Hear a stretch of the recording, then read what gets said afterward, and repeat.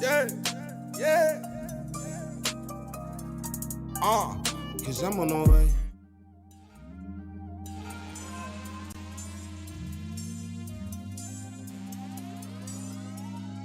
Yeah. Yeah, yeah. Cause I'm on the way, yeah, I'm on the way. She tell me, girl, I'm on the way, yeah, I'm on the way, yeah, I'm on the way. She tell me, girl, I'm on the way, say I'm on the way, yeah. You ain't gotta say shit, it's going down, down, down, yeah. Say you ain't gotta say shit, yeah. Say, cause I'm on the way, yeah, I'm on the way. She tell me, girl, I'm on the way, I'm on the way, yeah, I'm on the way. Tell her, girl, I'm on the way, she, I'm on the way, yeah. Don't no matter where you are, cause I'm on the way, yeah. I'm on the way, yeah. Had a conversation with shorty, never met before, damn, she looking good. She had a homegirl with her, but conversation led to another one. I'm talking to both like damn, I don't really know who to choose. What's up though? Niggas all on them trips. We was spending up them chips, pulling up in them whips. Late nights we would dip. You know we was rockin', we turned up all night, yeah. Scratches on my back, ain't no cushions action. Every time she around, it's going down, yeah. We all in the hotel room, scratches on my back, man, we on the wall. Niggas call downstairs like, man, this noise can't take too much more. Give it to me one time, one time. I'm about to beat it up, open the list so I can eat it up, cause I'm on the way, yeah. I'm on the way, she tell me, girl, I'm on the way, say I'm on the way, yeah. I'm on the way, she tell me, girl, I'm on the way, say I'm on the way, yeah. You ain't gotta say shit. Going down, down, down, yeah. Say, you ain't gotta say shit, yeah. Say, cause I'm on the way, yeah. I'm on the way. She tell her, girl, I'm on the way, yeah. I'm on the way, yeah. I'm on the way. Tell her, girl, I'm on the way, she, I'm on the way, yeah. Don't no matter where you are, cause I'm on the way, yeah. I'm on the way. Water whipping with the diamonds, goddamn, you know that she shining. Know that she out on the shit, and I was just trying to hit her up with perfect timing. Damn, I know she wanna live again. She was all on the live again. She so live again. Jump up on the pole, do it real quick, make a couple dollars in. Girl, I know you been on this here, girl, on time. And I know this thing here been all over your mind. We finna get it in, yeah. This is her favorite song, her and her friend, yeah. Matter of fact, y'all both can go, open that door, y'all can come in, yeah. Me and my niggas, we got 100,000 wrapped in rubber bands, throwing it up. Couple of bitches checking us out, shit. You know we don't give a fuck. I need another one, purple and double cups, shit. I need another one, tell him to pull it up. Cause I'm on the way, yeah. I'm on the way. She tell me, girl, I'm on the way. Say I'm on the way, yeah. I'm on the way. She tell me, girl, I'm on the way. Say I'm on the way, yeah. You ain't gotta say shit. Going down, down, down, yeah. Say you ain't gotta say shit, yeah. Say I'm on the way, yeah. I'm on the way. She tell her, girl, I'm on the way, yeah. I'm on the way, yeah. I'm on the way. Tell her, girl, I'm on the way. She, I'm on the way, yeah. Don't no matter where you are, cause I'm on the way, yeah. I'm on the way, yeah. What's good, people? What's good, people? It is another episode of the Dope Content special Twitch live podcast featuring your boy K-Lou, aka known as Dope Content. Shout out to y'all. Shout out to everybody that's watching live on Twitch. Shout out to everybody that will be watching later on YouTube when it's posted on YouTube. And to all the ones that support the Apple Podcast and the Spotify that's listening, appreciate all of you guys. Make sure you follow Dope Content on all social media platforms, Twitter, Hello, Twitch. motherfucker. What up, G-Dog? So make sure you follow Dope Content on all social media platforms, Twitter, Twitch, Instagram, Facebook. We have our own website, dopecontent.com. Make sure you check that out. Get your merch. And yeah, man, I appreciate everybody that's ever shown any type of support to Dope Content. Much love to you guys. All right, so we are here, of course, as you see on the screen. What's up, Dillian? How you doing, man? We're here to talk NBA playoffs and updated information, coaching changes, moves been made, back and forth going on between players and media people. It's a lot going on NBA wise. I mean, as long as they keep it going like this, I'ma always have something to talk about. So shout out to the NBA. We're gonna start with, I guess we can start with the Phoenix Suns and the Clippers. So let's go right into that. Shout out to Phoenix and the Clippers. TLD, what's good, my guy? So it's been 2 games since the last podcast I did. So we have game 2 and game 3 for Phoenix and the Clippers. The Clippers are down 2-1 for whatever reason. They just cannot win the first 2 games of the series. I mean, game 2, they had it in the bag. Paul George was hitting clutch shot after clutch shot, and then got to the free throw line and just completely whiffed it. And then these guys hit a miracle alley-oop to DeAndre, did I say his name right? DeAndre Ayton, to win the game. Like, whatever it is about the Clippers in the first 2 games of the season, they just can't win it. They just can't win. But my stance have not changed. I still got the Clippers in 7 for whatever reason. So shout out to the Clippers. And speaking of the Clippers, of course they was gonna win game 3. Did y'all expect anything else? Like, come on, man. It's just what they do this year. So shout out to the Clippers. They beat Phoenix last night, 106-92. Let's get into the box. Let's get into the box score. You had 15 from Paul, the returning Chris Paul. You had 15 from Devin Booker, which broken nose Devin Booker is probably not used to playing with a mask. I kind of expected him to have a bad game. Chris Paul, I thought he would be a little bit better, but considering he had corona, that's probably stupid thinking on my end. DeAndre Ayton gave you 18 and 9, and then that was pretty much it. Crowder gave you 9 points and 6 rebounds, but there wasn't enough, of course, because we got Reggie Jackson hitting you with 23 points. Paul George, playoff P, hitting you with 27 points and 15 rebounds. Shout out to playoff P. I keep telling y'all, I've been telling y'all since the beginning of the playoffs, stop disrespecting Paul George. Paul George is doing his thing, and I mean, no Kawhi, I still got them winning the series. Honestly, I'm sorry. I still got them winning the series. I don't know why. It's just, maybe it's the Chris Paul factor that something always bad happens to this guy in the playoffs that he just can't get over the hump. Maybe that's what it is. Because I really want Phoenix to win this series. I said it last podcast. I want Phoenix to win this series, but for whatever reason, my gut feeling is telling me Clippers in 7. So I'm sticking with it. Clippers in 7. So, shout out to the Clippers. If you guys disagree, please leave a comment in the comment section and let me know who you got winning each series, and we'll talk about it. But right now, I still got the Clippers in 7, so shout out to the Clippers. Now let's get them off the screen. Let's go to the next series. Atlanta Hawks, Milwaukee Bucks. Shout out to both of them. So we got the Atlanta Hawks, Milwaukee Bucks. Trae Young comes in and just takes over game 1. Shocked the hell out of me. Not that he took over, but the fact that they won game 1 on the road. I didn't expect it. I was like, if they go win any game, it'll be the second one. Milwaukee coming back home after beating Brooklyn. Crowd go crazy. Milwaukee will win game 1. But that didn't happen. Atlanta take out Milwaukee game 1, 116-113. Big game from John Collins, 23 points, 15 rebounds. Clint Capella, 12 points, 19 rebounds. Don't forget, Houston traded Clint Capella and decided to play PJ Tucker at center. I wonder how they feel now about that. Also, speaking of Houston, let's stay on Houston real quick. They also, actually, that was a good thing. That was dumb on Philly, because Philly had the chance to trade Ben Simmons for James Harden, and they refused to get rid of Ben Simmons. So Philly could have had James Harden with Embiid, and they passed it up, and then look what Ben Simmons did.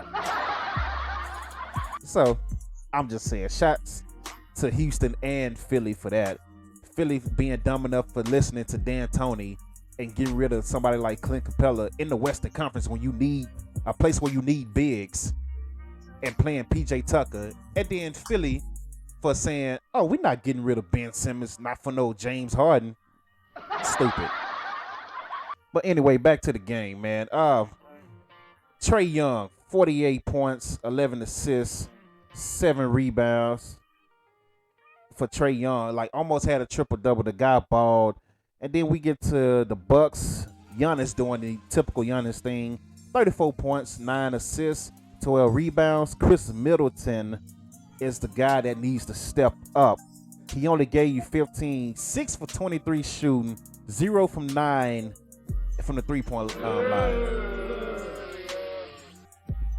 G-Dog said the Bucks can't let the Hawks hang around. Got to keep their foot on their Hawks' throat. That's fact. Then he say, go Hawks. Go Hawks.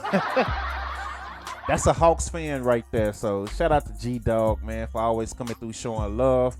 I definitely appreciate you guys who stick around and actually watch the podcast, because I know a lot of people on my page, they come for like the wrestling talk and things like that. But I just got a sports position on Twitch, by the way.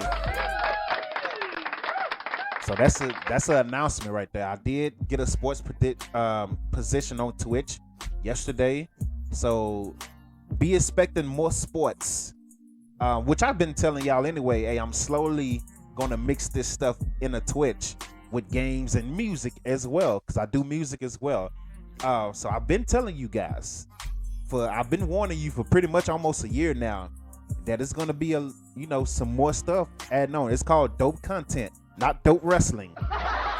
So Dope Content, which means I'm giving you content from sports, music, wrestling, entertainment, things like that. That's what I do. I'm involved in all of that stuff. So Dope Content. just saying. I've been telling my Twitch followers for a while now. So shout out to the ones that come in for everything. So shout out to y'all. So I picked the Bucks to win this series in 7. They lost game 1. They play again tonight. My mind has not changed on this. Everybody is hyped up on Trae and them right now. I get it. But Bucks in 7. I'm saying it now. I said it last podcast. I'm saying it again. Bucks in 7. Even with them being down 0-1 and Atlanta having home court advantage now. Bucks in 7, man. And I'm going to tell you why. Again, I just gave you the numbers. Trae Young went off for, what do you have? 48, 11 assists, 7 points. Clint Capella, 12 and 19. Collins, 23 and 15.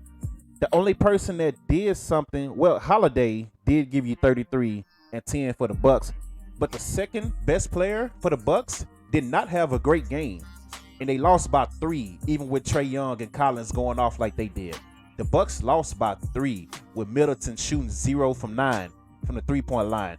Middleton is not shooting 0 from 9 no more this series, in my opinion. He's going to make at least 2 or 3 of those three-pointers starting tonight. Bucks going to win tonight. Bucks going to win the series. I'm sorry. I still can't put Giannis. I'm sorry. I still can't put Trae over Giannis at this point. I think it's just Giannis' time. You got rid of Brooklyn. You got rid of KD, Harden, Kyrie. LeBron is out on the West. Kawhi is hurt. I think it's just time for Giannis. It's just time. Toronto is out the way. They didn't even make the playoffs. So I think it's just time for Giannis. I think it's Giannis' time. Trae, if they get there, it's fine. But I'm picking Giannis, and I'm sticking with it. So shout out to the Bucks. Now let's get into Trae Young, because I'm about sick of the stuff I've been seeing on social media recently. Let me take this off. About Trae Young versus Luka Doncic. Shout out to both of these guys, by the way. Listen, I got people, like, my social media has been going crazy the last few days, because it's been a lot of wrestling things going on that they want me to talk about, which I will on the wrestling podcast. But it's been a lot of sports things and people sending me opinions about what they think. And one topic that's been giving me a headache is people all of a sudden saying Trae Young is better than Luka, and saying that if Dallas and Atlanta had the opportunity to do it over again, that Dallas would not make that trade that they made to get Luka for Trae Young. Bro, what the hell is wrong with y'all? I'm literally getting a headache thinking about it right now as I'm looking at this picture. Let me see what G-Dog say. As a Hawks fan, I feel we're going in the right direction. Yeah, you definitely are. You definitely are. You definitely are. The Hawks are doing a hell of a job. Like I said, I became a huge fan of Trae and the Hawks this playoffs. That team fears nobody. They don't fear anybody. But you got to give Nate McMillan the credit for that. So shout out to Nate McMillan. Nate McMillan took over and they went 27-11 since he took over. And then, you know, you see what they're doing in the playoffs. They going on visiting territory and don't care about nothing. They don't care about going down 26 points to Philly. Even though Ben Simmons, the second best player in Philly, decides he don't want to shoot the ball at all, they were still fearless. They were still fearless. And that goes on coaching. That goes on coaching. And then when your star player believes in your coach and follows whatever the coach attitude is, the rest of the team is going to follow that star player and that coach. And that's what we're seeing right now in Atlanta. G-Dog, I might need it, man, because I'm so sick of this, man. And look, before I say this, what I'm about to say about Trae and Luka, understand both of those teams, the Mavericks and the Hawks, got exactly what they needed for their teams. Trae fits perfectly for what Atlanta is trying to do, as we could clearly see. Luka fits perfectly for what the Mavs are trying to do. It worked for both teams. I'm not saying Trae, if Trae was in Dallas, that they would suck. That's not true. But I don't think Trae would have the same success that Luka is having if Trae was in the West playing on that Dallas team with that same roster that Luka is playing with. Now, if you put Luka in the East with John Collins and Capella and Dallas, what's his name? I can't never say his name right. Gallinari, whatever his name is. I can't never say his name right. You put Luka in Atlanta with them and coach Nate McMillan? Stop. This wouldn't even be a conversation, honestly. It was a win-win trade. Exactly, G-Dog. Facts. Both of them fit the needs of what they did or what they needed. That's why they made that trade to begin with. Dallas said, we're going to take Trae. Atlanta said, we're going to take Luka so we could trade them. We're going to make sure nobody else take these two guys, and we're going to make the trade. That's exactly what they did. And it's working for both. Luka went to the playoffs 2 out of the first 3 years. He's only played 3 seasons. Luka's been in the playoffs twice. Trae is in his first playoffs now, and they're in the Eastern Conference Finals. So it's working for both teams. I'm just saying. But let's get into some numbers, man. Because y'all know when I present something, I like to go into the facts behind it. Both of them been in the league 3 years. No championships for both, even though Trae is working on it right now. NBA seasons 3 years, like I said. Playoffs played. Luka 2, Trae 1, which we're seeing a dominant and a miracle run from Trae right now. All-Star games. Luka 2, Trae 1. All NBA first teams. Luka 2, Trae 0.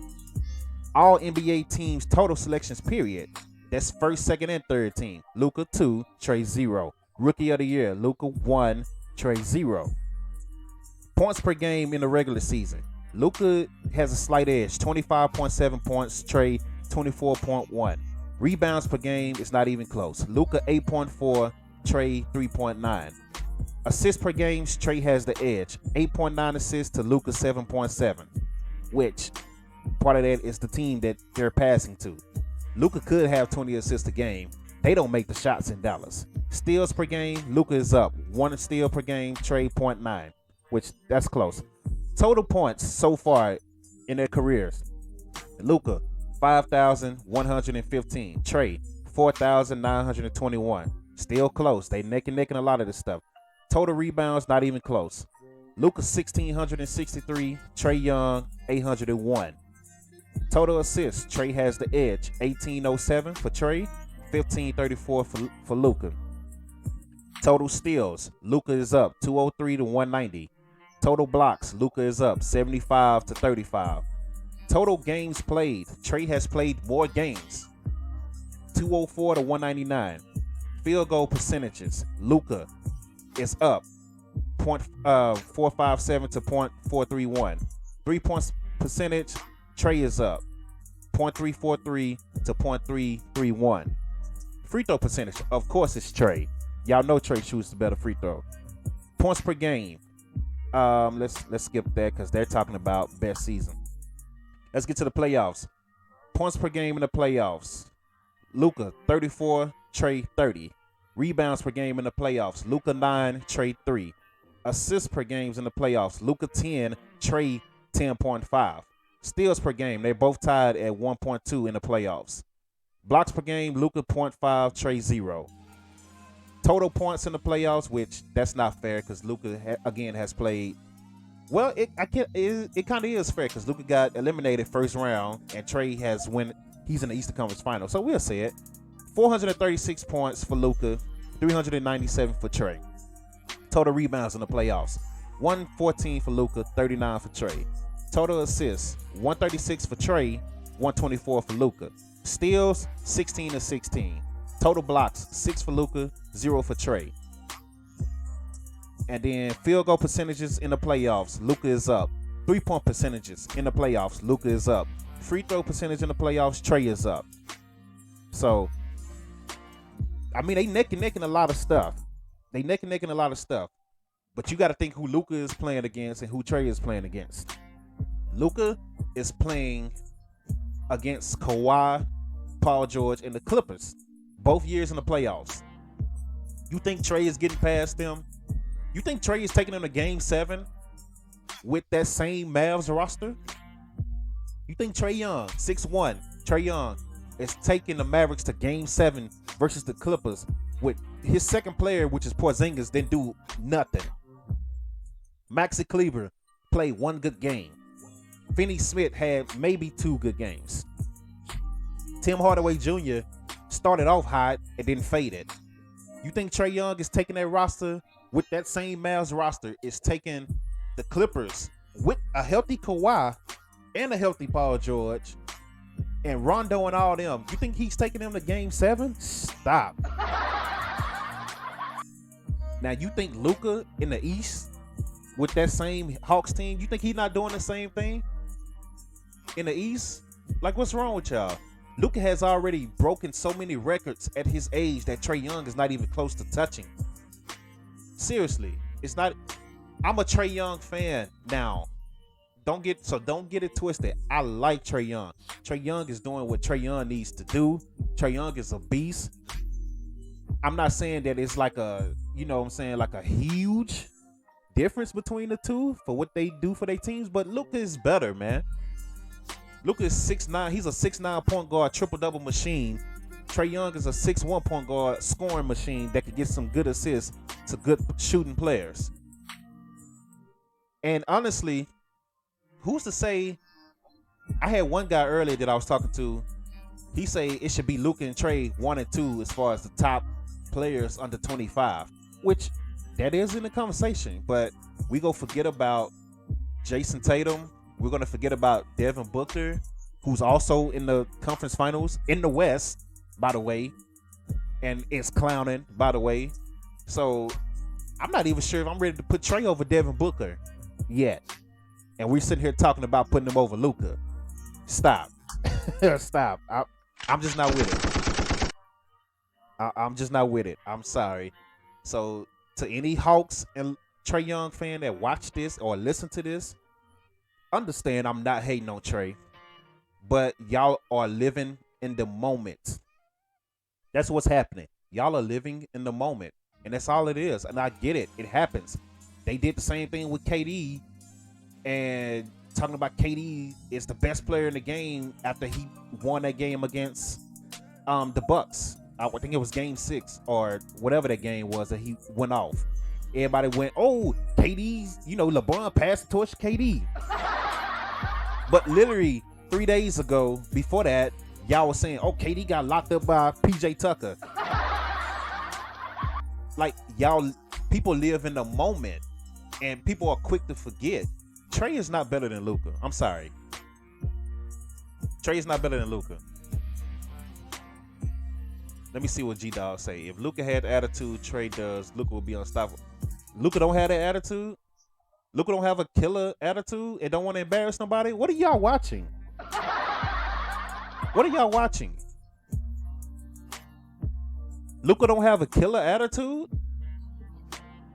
The guy that was putting up 40 points in 3 quarters on the Clippers, on Kawhi and Paul George, Pat Bev, Rondo, that guy don't have a killer attitude? Like, my only problem with Luka is he needs to get in a little bit better shape because he wears down. Like, he wears down. That's what Luka does. Luka was hitting step back threes in the Clippers arena and laughing at the players. Luka's the same guy that posted Pat Bev down, boxed him up, hit him with a layup, and yelled at him, "You too effing small." Luka don't have that killer attitude and don't want to embarrass people? G-Dog, you talking about trash talk? I just told you what Luka was doing. Luka's yelling at Pat Bev. Every time Pat Bev got on him, Luka was talking noise to him and bagging him up. He did the same with Rondo and Reggie Jackson. And he was talking noise to Paul Pierce, just laughing in his face. I'm sorry, Paul George. Laughing in his face. So what are you saying? Come on now, G-Dog. Y'all tripping, man. Y'all live in the moment, man. Y'all live in the moment. Trae talks noise to the fans and does a shimmy, and all of a sudden he's the most killer guy in the NBA, and Luka don't have that killer instinct in him. Y'all gotta stop. Y'all gotta stop. He said, "Cause Pat a midget." Okay, what about Paul George and Kawhi? Because he was putting up numbers on them too. Kawhi, he struggled with a little bit, but he still put up numbers on Kawhi. Come on now. The whole series, the guy averaged 36 points a game. The whole series. Trust the Atlanta process. See, G-Dog, you just an Atlanta fan. That's what it is with you. 'Cause now you starting to sound like them other guys. Like I said, I got Luka number 1, top 25. Oh, I'm sorry, top 25, under 25. Luka number 1. And honestly, between Devin Booker and Trae is a beast. But I think Devin Booker does it against harder competition. I'm going to take Devin Booker and then Trae. But they're neck and neck. I'm not saying Devin is really, I don't know. But in my opinion, if I'm starting a team, I'm taking Devin Booker over Trae. Just by a slight margin. Because Trae is a beast. So, y'all need to chill out with all that. Luka ain't better than Trae. Luka ain't no killer and all. Just stop. That's comical. So, what we gonna talk about next? Rick Carlisle back in Indiana. Exactly, G-Dog. That's what I'm saying. Y'all having a great year, and y'all having great coaching. The stuff that we're seeing from Atlanta, I give more credit to Nate McMillan than anybody. Because the same Trae Young was on that team with that same roster with a different coach, and they was losing. They've been in the playoffs 1 time in 3 years. Luka has been twice in a harder conference. I'm saying, so I give credit to Nate McMillan, not Trae Young and the Hawks, even though Trae is balling. So anyway, moving on. Rick Carlisle recently out of the Dallas, and he's back in Indiana. So shout out to Rick Carlisle. Now, I told y'all the last podcast that don't be surprised if Rick ends up in Indiana or Boston. Look what happened. He's in Indiana. It's really not that hard. Like, if you follow Rick Carlisle or the Mavericks or just Pacers. If you follow the Pacers, so I'm not even a Pacers fan. I don't follow the Pacers, but it was easy to predict that this guy was going to end up in Indiana or Boston. One, he has history with both. Both of them need coaching. Which actually Boston, I take that back. Boston hired African American coach. I can't remember his name. I think he was an assistant. So that leaves it to Indiana. So that's even more common sense right there. So shout out to Rick Carlisle. We're about to find out what it really is with Rick Carlisle, because like I said, before he left Dallas, I said it was time to have a conversation about Rick Carlisle. And here we are. Rick left, 2-3 days later? I think he left the next day, actually, after that podcast, after that episode. He left the next day, and then I told you, where he would go. And yeah, there he is. He's in Indiana. So we're about to see what it really is. Because people are mad at Dallas right now, which we're going to get into about who they just hired. And they're saying, oh, Rick Carlisle's this and Rick Carlisle's that. And Rick Carlisle was a great coach. He is a good coach. But I look at him like I look at Doc Rivers. He's a little overrated. He's been living off that 2011 title, just like Doc Rivers has been living off that 2008 title. Seriously. Because after that, he had 10 more years in Dallas. He missed the playoffs 4 times, went 6 times, lost first round every time. Now, granted, he didn't have the best roster. He had an aging Dirk with role players that just didn't fit. I mean, come on, O.J. Mayo, Chandler Parsons, Darren Collison. But, people like that with an aging Dirk. It's not going to work. And then you bring in Luka. We had our 2 tanking years, so I won't count that against him. You bring in Luka, but we still got role players from the tanking teams.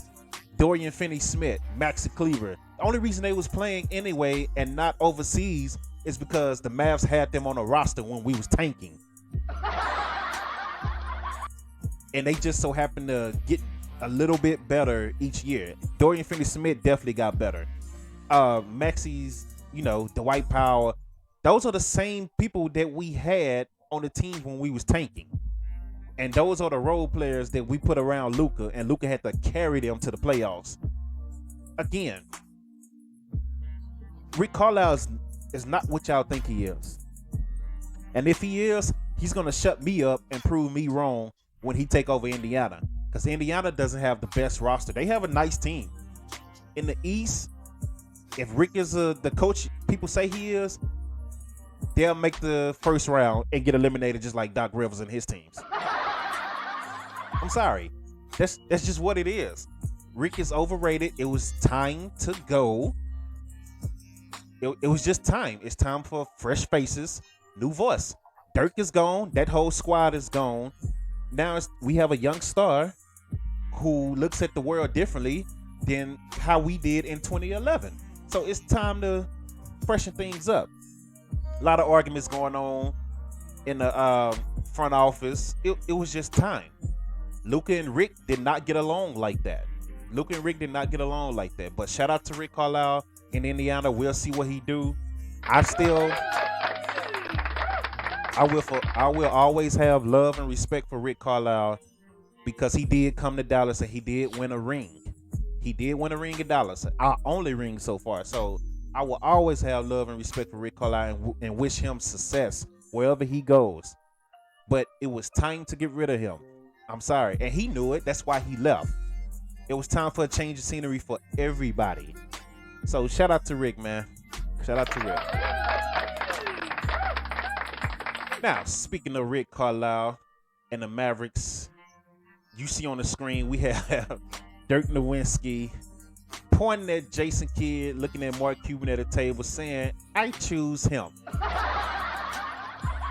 So if you don't know and you don't keep up with sports, Jason Kidd is officially the new coach of the Dallas Mavericks.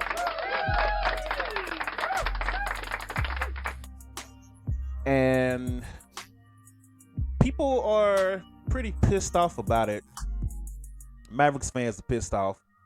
Oh my God, you got rid of Rick Carlisle for this guy, and bringing up his domestic violence court situation from 2001. Why? It's 2021. What does that have to do with anything? What does that have to do with anything? What does that have to do with the Mavericks making him the head coach in 2021? Why are you bringing that up? Why do people like to do that? Oh, this guy had domestic violence situation and had to go to court for domestic violence 2001. So what?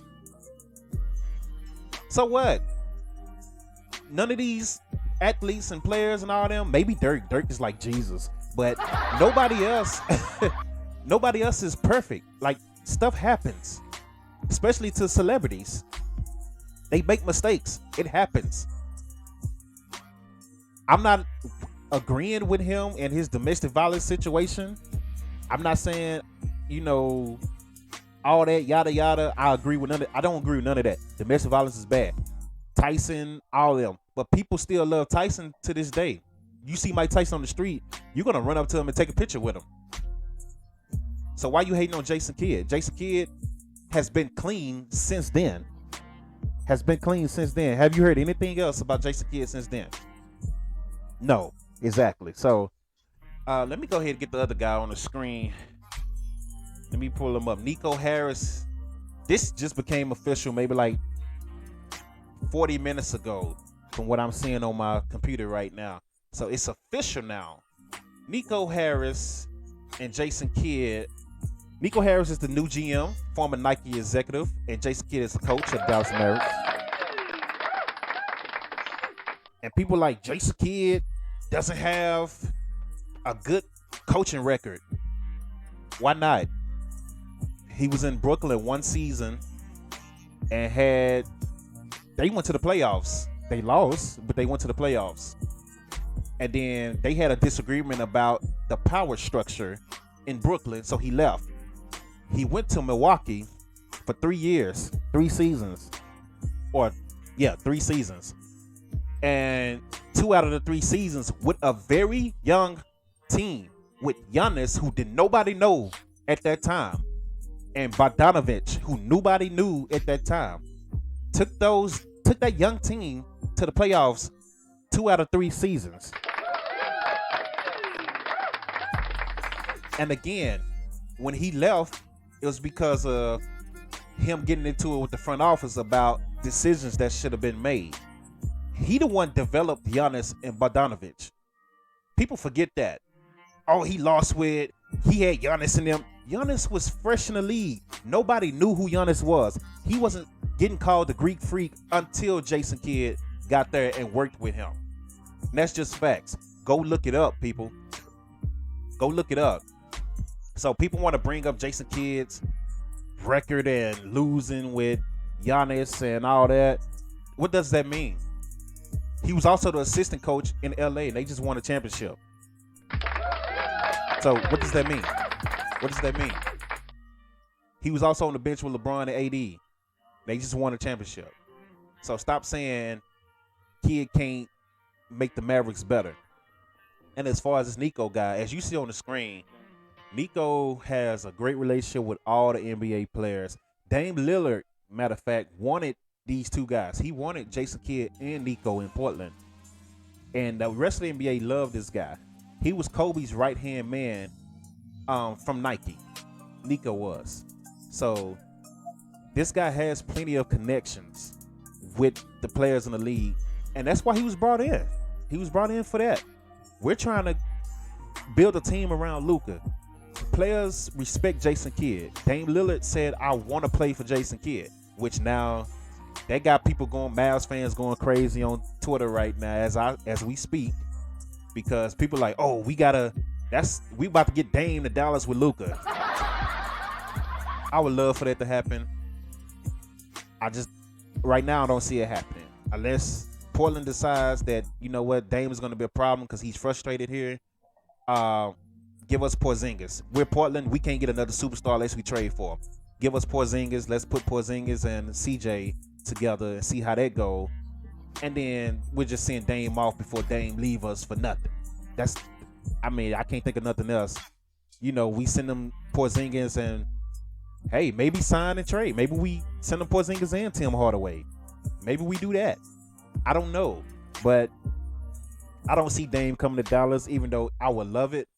But this guy's going to bring in a lot of players, in my opinion. And if he doesn't, if Jason Kidd, Nico, and Luka, with somebody like Mark Cuban, who always show love to his players, people love playing for Mark when they get here, because Mark is like a big friend to them.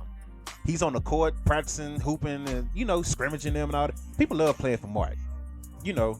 We got to give him that. Mark does a lot of stuff wrong, but when people do get here, they do fall in love with Mark. I give him that. He has that charm about him, even though he does a lot of stuff wrong.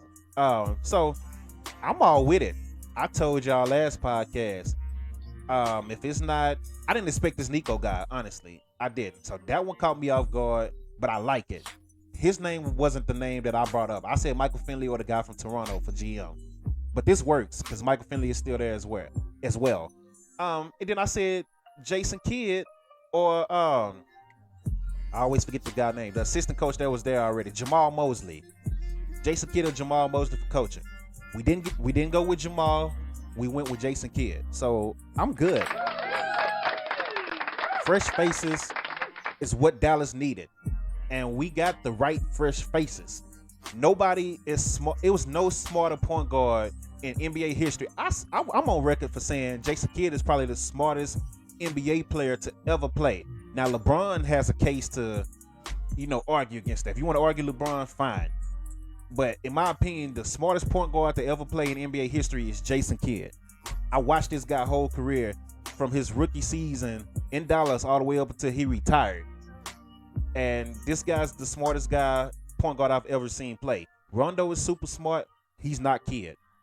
LeBron, like I say, you could say LeBron maybe the smartest guy to ever play, and I can't really argue with that. But in my opinion, Jason Kidd is the smartest guy to ever play in the NBA. Like, just everything on the court, this guy was super smart. And again, we had season tickets Jason Kidd's first couple of years in Dallas. I saw every game. My granddad took me to every game. My uncles took me to every game. I saw this guy live. And then when he came back to Dallas, we went. And I saw this guy live. And he's a guy that knows Dallas. Dirk loved him because Dirk chose him, as you see on this picture. Luka obviously had to sign off on it. And then, really think about it. Who's better to work with Luka, with the type of game that Luka plays, than Jason Kidd? Honestly, who's better? I can't think of nobody really better. That's why I wanted Jason Kidd, and we got him. Now, as far as Jamal Mosley, man, I really hate it for him. I really wish he would have got a fair chance because players did love him, and he's a good coach. Anytime he had to step in for Rick, he stepped in and did a great job. Like, the flow of the offense went better with Mosley than it did with Rick. Honestly, go watch some of them games when Rick got ejected. The offense flowed better. Even with Porzingis, it flowed better. Now, with Rick being gone, actually low-key want to keep Porzingis unless we find a great trade for him, because I want to see what Jason Kidd can do with him. I feel like Jason Kidd can do better with Porzingis than what Rick did offensive-wise. Defense, I think he can do a little better too. He can't get no worse than what it was. Porzingis was trash on defense, so you can't get no worse. I think Kidd can make him a better player. He's only 24. I think Porzingis is 24, 25. He's still young, man. He's still very young. So now that we got Rick out the way, Donnie out the way, we have fresh faces, younger faces that has a better connection with the players in the league. I want to see what they do. I'm excited, honestly. Mavs fans are going crazy right now. Relax. This is a good thing right here. Yes, we didn't get Jamal Mosley. We didn't get the guy from Toronto to be GM. I'm not mad at Nico being hired as GM. We still got Dirk coming. JJ Barrell might be coming back as an assistant coach. Jason Terry might be coming back. I know people making their jokes about the 2011 team coming back. It's not a bad thing, people. Y'all really need to relax. Y'all really need to relax. So, shout out to Kids. Shout out to Mosley. Shout out to the Mavericks. Shout out to everybody that's watching live on Twitch. To everybody that's watching on YouTube. Once I do post it on YouTube, shout out to y'all. Shout out to everybody that listen on Apple and Spotify and Google Podcasts. Thanks to y'all. So let's keep it going. Let's before we get to that, let's go to the new NBA rule. That's the wrong picture. Let's see if I can find it. There you go. So if you guys can see that, the NBA plans to implement new rules for next season, which I agree with. So it would now be an offensive foul on a shooter who launches and leans into a defender at an angle. Offensive foul on the shooter who kicks his leg out, which that should have been a foul anyway. And offensive foul on a shooter who jumps backwards or sideways into a defender. We see this happen all the time. You got two guys on the picture that do it probably more than anybody right now as far as the leaning. James Harden don't even try to land. This guy just shoots and falls. Like, James Harden is such a beast, but it's so frustrating watching this guy. Because all he do is flop. He leans into people. And he plays for the foul more than he do the points. And he can score with anybody. But he plays for the fouls sometimes more than he do for the points. And that's what he did in Brooklyn in his last playoff series. And that's why they lost. Because he's playing for the foul. Look at the shots that he was taking and how he was shooting them. And just falling down and looking at the ref, waiting on the foul. Like, this rule, Luka does it a lot. So Luka better find other ways to get to the line too. Because Luka also does this a lot. But I hope this happens. Honestly. I hope this happens because this is needed. This is honestly needed. And because, it's just too many BS calls. A defender can stand there, put his hands behind his back or put his arms straight up. He's not leaning forward, nothing. He's standing straight up. A guy leans into his chest and he gets called for the foul. So I'm glad that they're trying to get this rule, and I hope it goes through. I hope it passes because that absolutely needs to happen. These BS calls that these players are getting has to stop. So shout out to that. All right, the last topic of the day. Scottie Pippen chose violence, period. But we're going to start with Pippen and KD going at it, which you can't say nothing about Kevin Durant without him coming back. It's just going to happen. KD literally search his name on Twitter and read everything that people say about this guy. That's what he do. He does that. It's real life. That's what he does. So, Scottie Pippen was just giving a basketball, analysis on KD and why they lost. He says KD as great as let me read that back. KD, as great as his offense was, he didn't know how to play team basketball. He kept trying to go punch for punch. I'm reading like I'm in elementary today. He kept trying to go punch for punch. That's what he said. And I kind of get that point of view, but he had to because nobody else was doing it. James Harden was choking as usual in the playoffs. Joe Harris was missing wide open threes. There was no Kyrie. And, he had to put him on his back. And he really did it. If he didn't have a size 17 big toe, they would have won that series. So, let's get to KD's response. Didn't the great Scottie Pippen refuse to go in the game for the last second shot because he was in his feelings? Because coach drew up a play for a better shooter. Woo, better shooter. Tony Kukoc is who he's talking about. For the young people that don't know this story, one of the seasons where Michael Jordan was retired, Scottie, of course, is the best player on the team. They're in a situation where they need a game-winning shot. I can't remember who they was playing exactly. But they was in the huddle, and Phil Jackson drew up a play because he felt that Scottie was going to be doubled, and they was going to try to force the ball out of his hand. So he drew up a play for Tony Kukoc to shoot the last shot, which is not a bad play. It's not a bad play. Tony was a great shooter.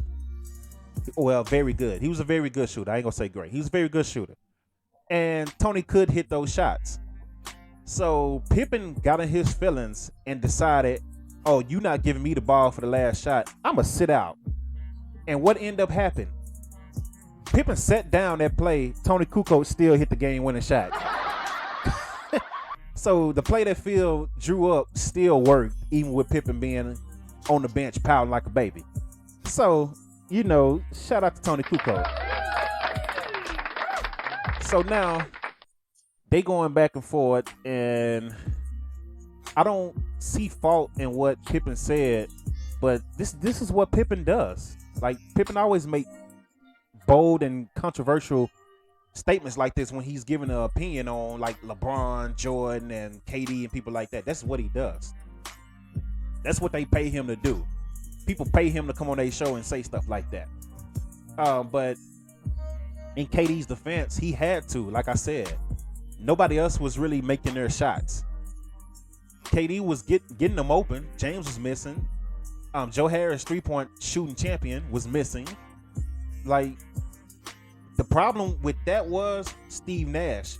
Steve Nash played this guy every minute in the last 2-3 games. He literally played every single minute. That just can't happen. This is not NBA 2K, Steve Nash. KD just got tired. And again, he really hit a game-winning shot, but his freaking big toe is so long that it counted as a 2. He did his job. He hit the game-winning shot. And then he was just exhausted on the last one. That's why it came up short and they end up airballing. So this is kind of funny, but I see both points. Well, KD got personal as always. So KD could have said something else about getting KD could have said something else. He didn't have to get personal like that, but that was funny. That's what KD do. So let's get to something else Scottie Pippen said. This guy is on Twitter right now as we speak, arguing with Stephen A. Smith, which is always hilarious, because he said, I guess trying to defend what he said about KD, or I don't even know how he got that because I missed a couple of tweets. But there's a tweet where Scottie Pippen said LeBron won in 2016 with no help. LeBron won the championship with no help. That is false. That is false. And I'm about to show you why that's false. Let's pull up 2016 LeBron and Kyrie. Let's see this. 26 points for Kyrie, 23 in game 1 for Bron. Game 2, they both had a bad game. 10 points, 19 points. Kyrie Irving, 30 points. Game 3, LeBron, 32. Game 4, Kyrie, 34 points. LeBron, 25. Looked like Kyrie was the guy that day. Game 5, Kyrie, 41. Bron, 41. That's not help? That's not help? This is why Kyrie left in the first place, because he would not get any credit. Kyrie hit the game-winning shot, by the way, after LeBron got that great block on Iguodala. Kyrie hit the game-winning shot on that series that they won the championship. And everybody was talking about LeBron. LeBron this, LeBron that, LeBron this, LeBron that. So Kyrie's like, yo, I'm going to start too. So Kyrie wanted to get out, and he left. He went to Boston. It didn't work. Obviously, it's an issue with Boston because Boston didn't win with Kemba either after they blamed Kyrie. Oh, it's Kyrie's fault. Okay, here go Kemba Walker. Same thing. So, you know, as far as Boston fans still mad at Kyrie, get over it. You just traded Kemba Walker, the guy who replaced Kyrie, for a dishwasher. So, yeah, Boston fans, shut up. Now, Kyrie in Brooklyn. Injured. So, people love to bring up, oh, Kyrie never won without LeBron. Okay, that's fine. That's whatever you say. That's facts. I'm not going to argue that, but there are stipulations around it. I mean, you know, But I'm not gonna argue that. But I'm not gonna sit there and say Kyrie is not a star. And LeBron didn't have help in Cleveland. Stop. He had Kyrie and Kevin Love. Stop. You know what I'm saying? Like everybody. I'm trying not to go on a rant. But every time, I said this on a previous podcast, anytime LeBron loses or any team that LeBron is playing on losing the playoffs, it automatically jumps to LeBron doesn't have help. Alice in Wonderlands, what's good? Thank you for joining. It automatically goes until LeBron doesn't have help. And that's just false. Stop.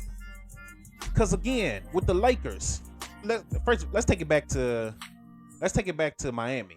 Now, if you want to say the first Cleveland teams, he didn't have much help when he went to the finals, that's facts. But even after that, they gave him some players. It just didn't work, and they was old. Like Shaq, he had Antoine Jameson, he had Big Z. He had some good role players. Drew Gooden, he had some players. They just wasn't stars at the time. So, but LeBron has always had some players around him, solid role players at least. Even when they had Jordan Clarkson, which is the 6th man of the year this year, Jordan Clarkson, Rodney Hood, which they didn't play for whatever reason. I don't know why Tyronn Lue didn't play him. And then, people like that, J.R. Smith, Shumpert, they had good role players. They just lost to a better team. That's just what it was with LeBron. If LeBron lost in the finals, he just lost to a better team. Or a team that played better team ball. When he lost to the 2011 Mavericks, they had a good team. And they all understood their position on the team. It was a team full of veterans. Sean Marion, been in the league. Former All-Star. Jason Kidd, been in the league. Former All-Star. Jason Terry, been in the league. He's never been an All-Star, but Jason Terry knew his role in Dallas. Been in the league, veteran. Caron Butler, who didn't play in the finals, but he was there. Corey Brewer was young. Tyson Chandler, been in the league. He know his role. That's just what it was.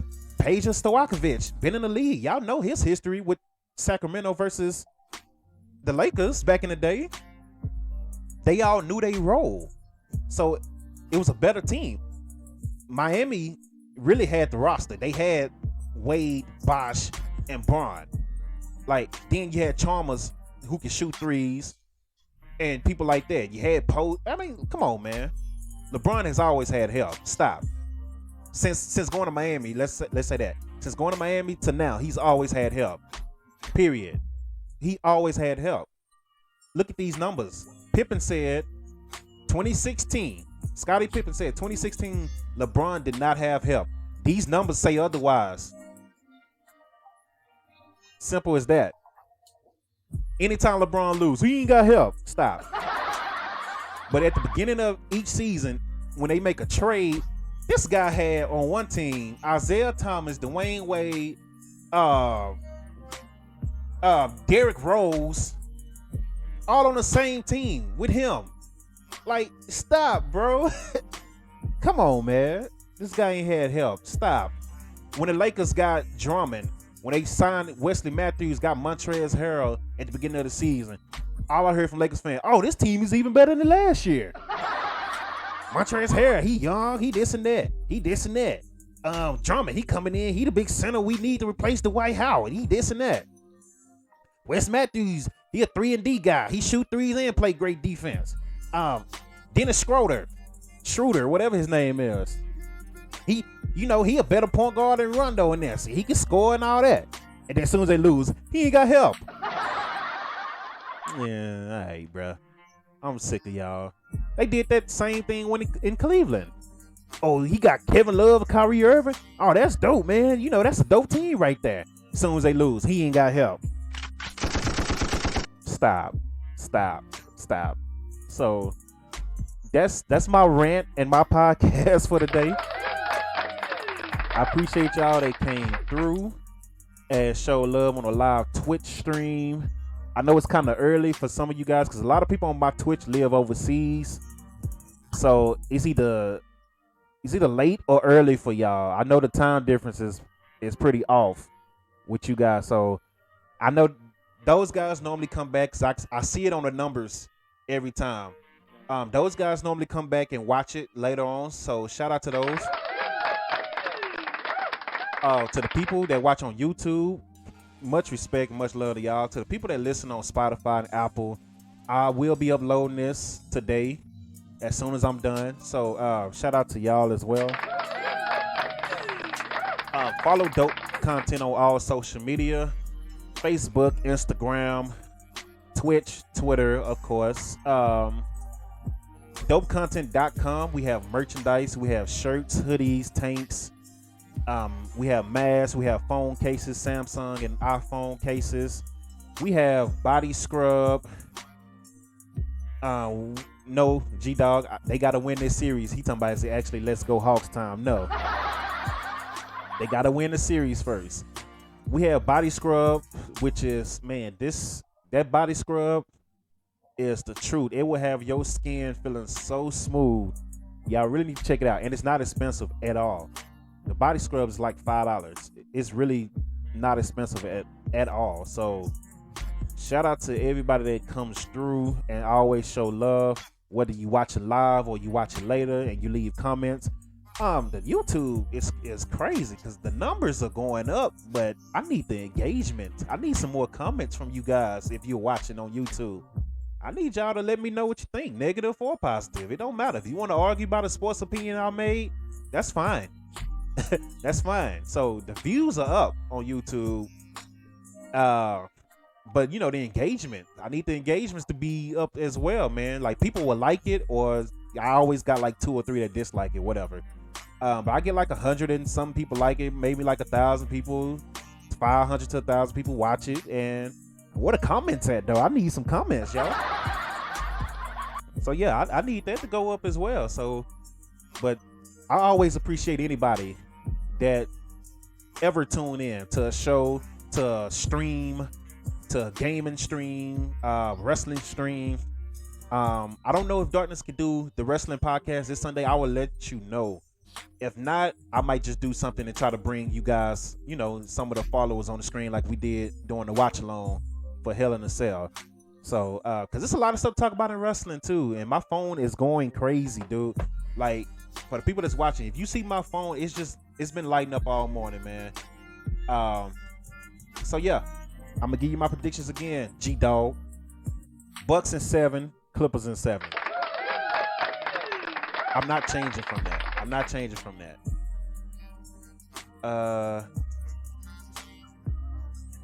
Yeah, G-Dog, I know. Trust me, my phone is blowing up. I know. We gonna talk about that WWE stuff, including that writer that went viral for the wrong reasons and end up getting fired today. So we're definitely gonna talk about that. But until next time, man, much love. Also, this song that you're listening to, that you hear on my intro and doing the podcast, is from my homie Big Cypher, aka Cypher Fix, CYFA. Look him up. He's on Apple, he's on Spotify, he's on YouTube. This song is called On the Way. I'm on the way. So that's like my fam. I went to high school with him. That's like my fam now. He's doing big work in Dallas, man. He's doing big work in Dallas. And I can't wait for the rest of the world to hear this guy. Honestly, I cannot wait for the rest of the world to hear this guy. So, cause he definitely got it. So if you listen to the track, the intro track, and the music in the background, that is Big Cypher, aka Cypher Fix. Only reason I'm saying his Cypher Fix name is because I'm not sure if you pull him up on Apple Music, will it pop up as Big Cypher or Cypher Fix. So I just want to make sure you're able to pull him up. So shout out to my guy, man. And for the rest of y'all be safe, man. Have a good day. I will talk to y'all later. And y'all have a great one, man. I will see y'all later because I will be streaming again later on. So y'all be safe, man.